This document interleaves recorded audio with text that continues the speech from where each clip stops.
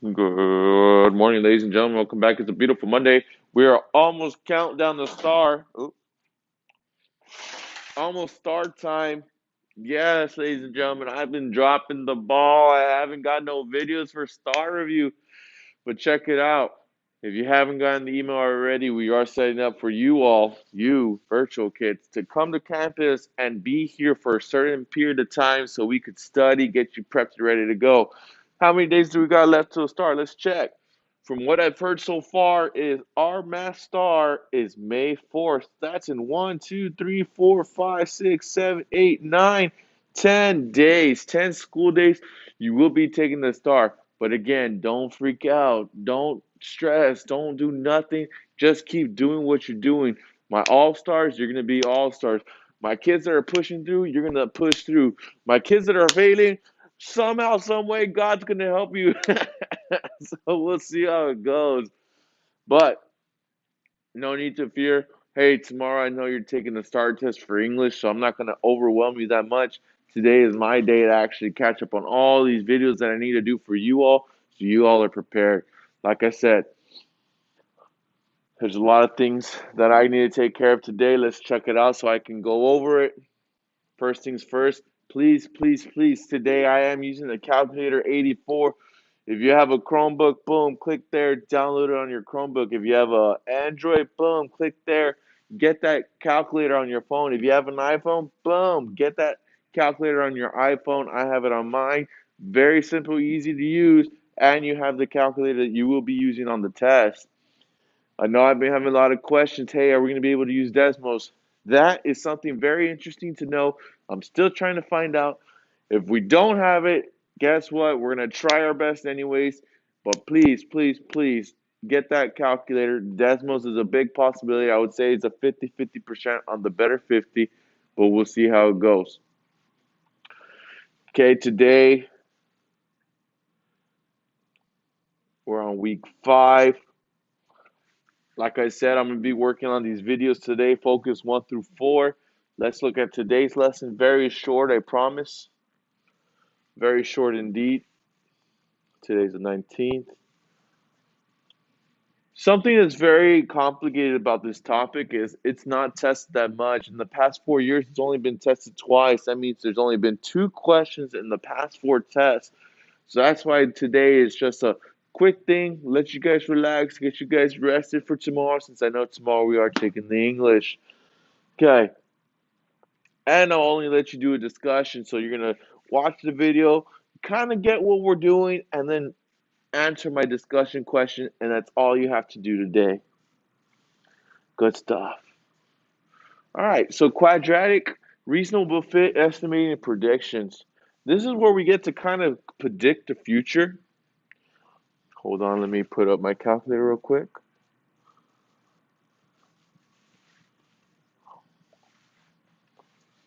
I do have the calculator here on my Chromebook. If you're coming to summer school, guess who you're going to see? If you're coming to summer school, you're hooking up Mr. Ramirez with a couple grand. Just saying. I'm just playing with y'all. See, that's it. That's all. That's how big I can get. Uh,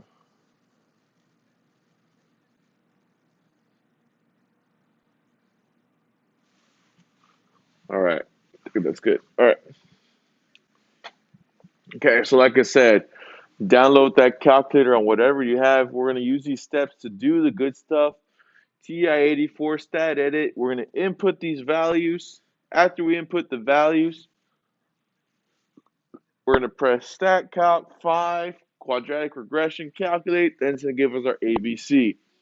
Mr. Ramirez, what are you talking about ABC? Check it out. We should remember that our quadratic parent function, or our quadratic standard form, is y equals ax squared plus bx plus c. Our calculator is going to help us find our a, B, and C. So when we write it out, boom, we just have the equation for this table. We don't have to do anything extra. All we're doing is clicking buttons. Very cool. Very cool, very easy. Oops. So let's do it. 0, 2, 6, 9, 12, 13, 15. Let's see if I remember this. Okay, so let's start all over again. My bad, my bad. I'm in a rush. I'm in a rush. We're going to go to Stat, Edit. Wrong calculator. Stat is that button next to alpha and that XT omega N. So Stat. Edit is that first button. So you press 1 or Enter. And we input the table. So I think it was 0, 2. Am I tripping? Was it 3? I don't know. Let's check. I don't want to be wrong. Yep, I was wrong. 0, 2, 6, 9, 12. 6, 9, 12. 6, 9, 12, 13, 15, I believe. Let's double check. 12, 13, 15. Boom. Nice. 4, 8.4. Press the side button. 4, 8.4. 12.1, 14.2, 12.1, 14.2, 3 more. 13.2, 10.5, 13.2, 12. Oops. 12.5. I think it was 9.4, 9.8. 9.8. All right, so you click Stat, you click the first one, you put in the table of values. The next direction says Stat Calc 5. Stat Calc 5, and then it says Quad Regression. So quad is obviously for quadratic. Check it out. So we stay there, then we go to Stat Calc is this middle part, and then 5 Quad Regression. Boom. Again, rewind it so you can try it out. Stat Calc 5, Enter, and then of course last place is Calculate. Boom. So here's our function of ABC. Okay, it even has the standards of the quadratic function, y equals ax plus by equals c. Let me stop this real quick so we can talk about it. Remember, we wanted our a, our b, our c, and boom, they're all right here. But you want to take the, what's the correct way? The, not reduced, simplified, I guess. Rounded, there you go. Rounded form of our decimal. So what are we going to do? We're going to look 2 after the decimal, so 1, 1. Look at the next one. So this is 5. That makes it a negative 0.12. 5 makes it grow. All right, 2.133. 3 lower than 5, so it keeps the same. So we got B is 2.13. And the last one, 0.14. That 6 makes that 4 bigger, so we got 4.15. So, very important. So we got negative 0.12, 2.13, and 4.15. Where are we putting these numbers? A, B, and C. Let's write it in there.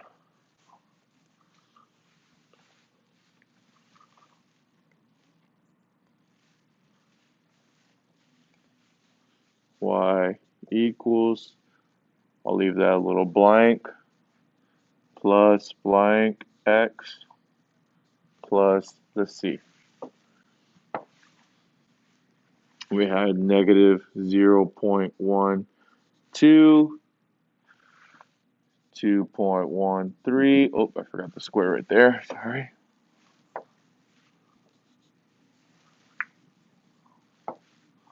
And then 4.15. Where did I get those numbers in red from? The calculator. All right. And I think that's the answer for this part. Next, it's asking, oops.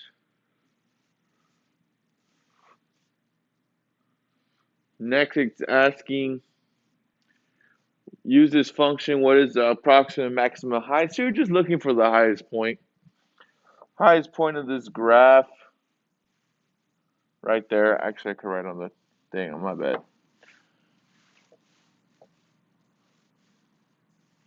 How do I know it's the highest point? Because we're looking at our y. So when we draw a graph, sorry I'm going fast, but like I said, you can always rewind it. This is 0, 2, 6, 9, 12, 13, 15. 0 is 4, so it's somewhere. Sorry, let's do this.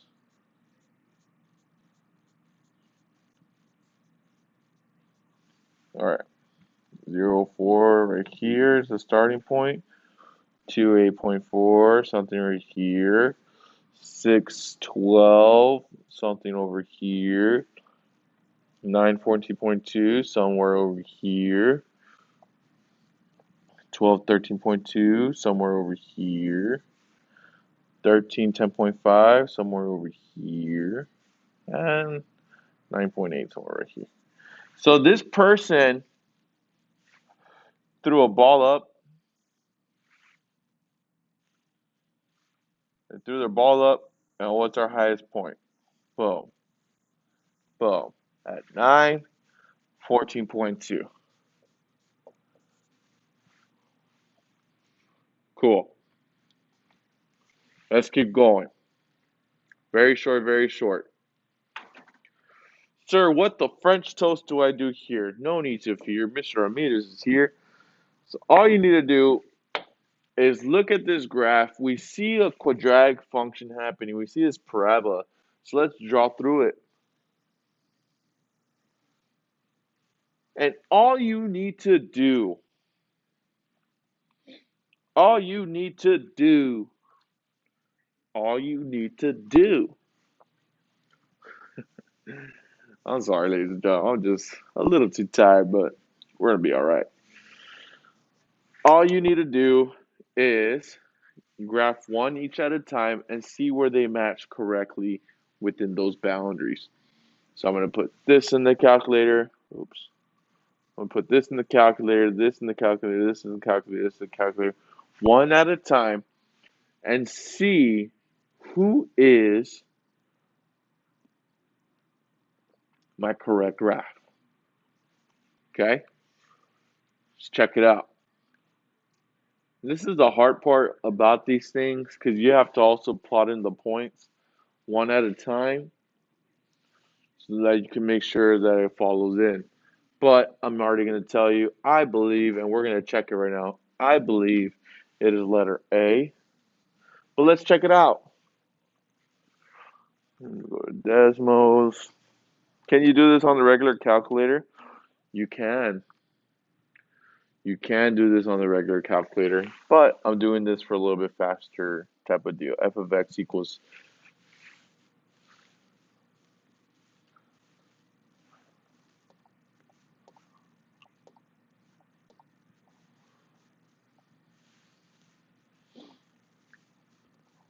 Oh my gosh. Minus 3 parentheses squared minus 4. Oh my gosh. 4. All right. Looks like Mr. Ramirez is kind of right, don't you think? That's why they give me the big bucks, ladies and gentlemen. So we match this to what I drew over here.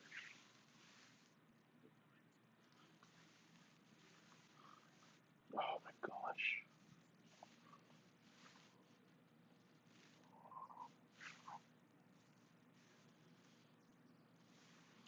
This graph looks very similar to this graph. How do I know? Well, my line is kind of crossing over the 4 area. Okay, it's crossing at 5.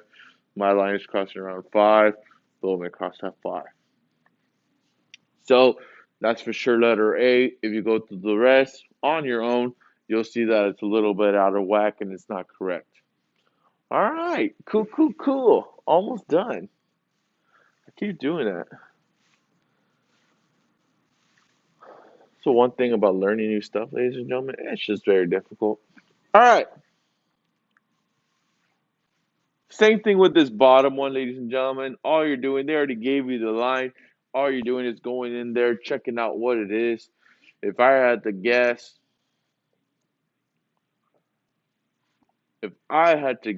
what would be my possible answer here? Ooh. To be honest, it's kind of difficult. It has to be one of these guys, so you can cross out A. So it has to be either B, C, or D. Let me see real quick. Let me see. Mr. Ramirez is doing his brain work. Boom, boom, boom, boom, boom, boom. 1, 1, 1.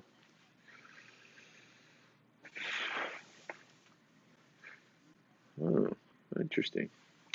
I keep doing that too, and no one's here to tell me. Nobody's here to tell me, sir, you don't have to do that no more. Sorry. It has to be one of those two. I kind of like B or D, but I'm not sure. Hmm. Then again, I kind of don't like it. I kind of think it's D. Let's check it out.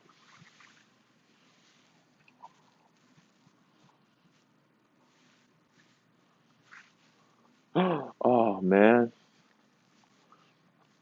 Let's check out D and we'll see what's up. Just because Mr. Ramirez thinks it's D. If it's not D, then no worries. Equals negative x squared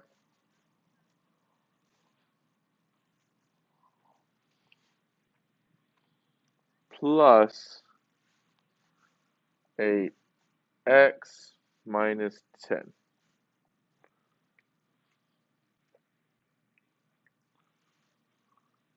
I kind of think I'm right. Kind of.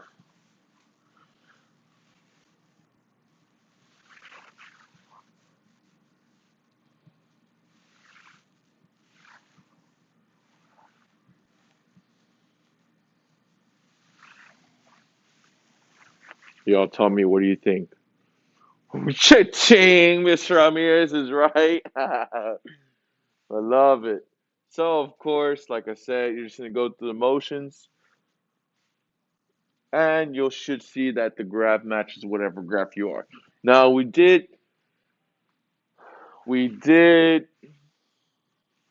come on, bro. Sorry.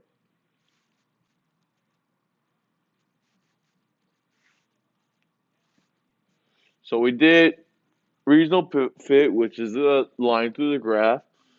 We did estimating because we got out the calculation, and we saw we're estimating the highest foot. Now we're going to predict. So what does it mean to predict? Guess what? Easy peasy, lemon squeezy. Let's look at this graph. Prediction.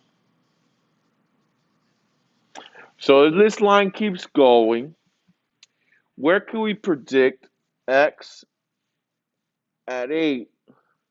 What is my y? Assuming. So if x is at 8, and we know this guy is still going up here, then I assume it's going to be somewhere up here. So where would that be over here? So we could count 1, 2, maybe between 12 and 13. Do the lucky guess. Mr. Ramirez says 13.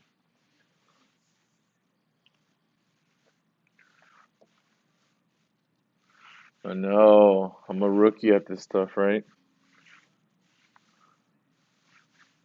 Mr. Ramirez says 13. That's all you're doing. So if it asks you a question on, hey, what do you think's happening at 6? You're going to say, okay, it's 6. What's happening at 7? Oh, it's 9. And if it's going outside of the graph, just do the assumption. Okay? That's all for today. Make sure you take care of that discussion. That's all I want from you. Other than that, get a restful night's sleep. Tomorrow, I do have enough time to upload all those beautiful videos for Star Review. Wednesday, we're going to start a new unit. We're going to be moving extremely fast. Once we finish that unit, hopefully by Friday, then all of next week, we're going to be reviewing, and get prepped for the STAR test. Y'all have a great day.